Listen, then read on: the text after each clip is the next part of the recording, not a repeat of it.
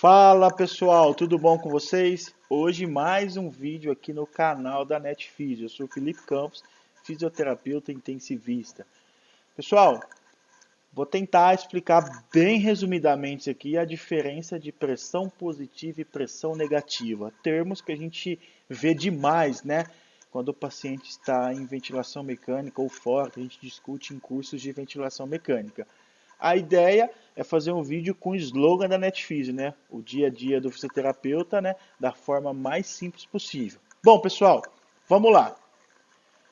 Importante alguns termos que a gente gosta de utilizar para ficar na cabeça de vocês.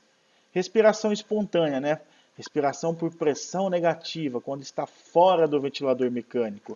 A gente utiliza, né, esse termo fisiológico porque é a respiração fisiológica, né? É o que está acontecendo comigo e com vocês que estão assistindo o vídeo.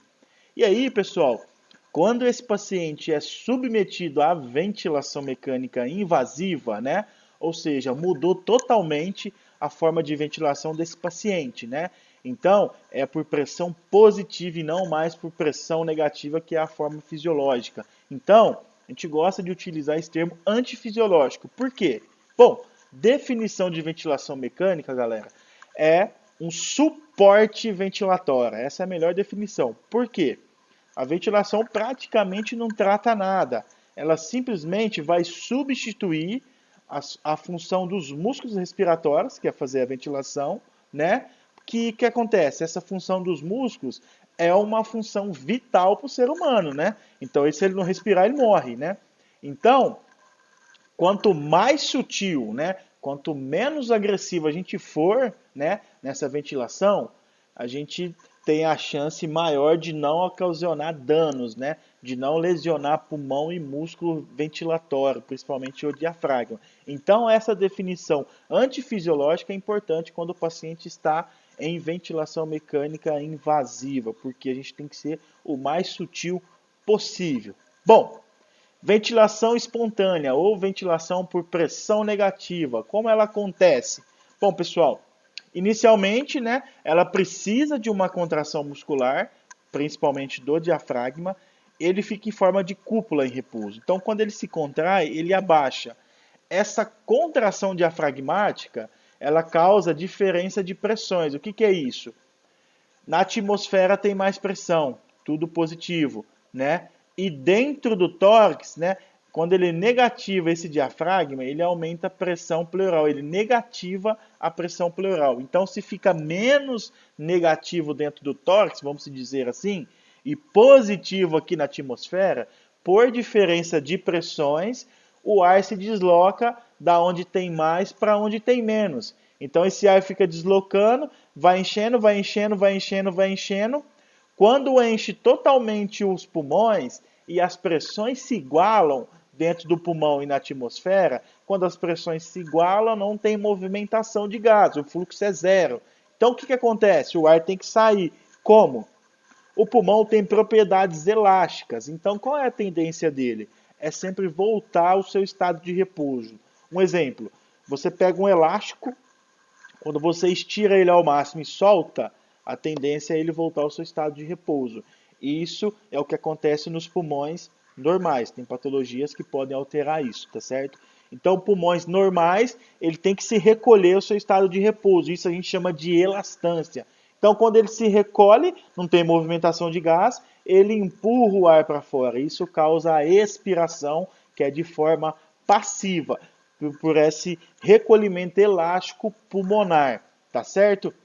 Um exemplo simples, você tem aqui, ó, a garrafa PET seria a caixa torácica, as bexigas, os pulmões, o canudinho, a traqueia, broncofonte direito e esquerdo. Esse elástico aqui seria o diafragma. Olha aqui, ó, quando você puxa o elástico, ou seja, o diafragma se contrai, você causa diferenças de pressões, porque gerou, aqui ficou mais negativo. Então o ar se desloca e enche os pulmões, que é a bexiga. Quando encheu, quando você enche uma bexiga e solta, o que a bexiga faz? Volta ao seu estado de repouso, que é o quê?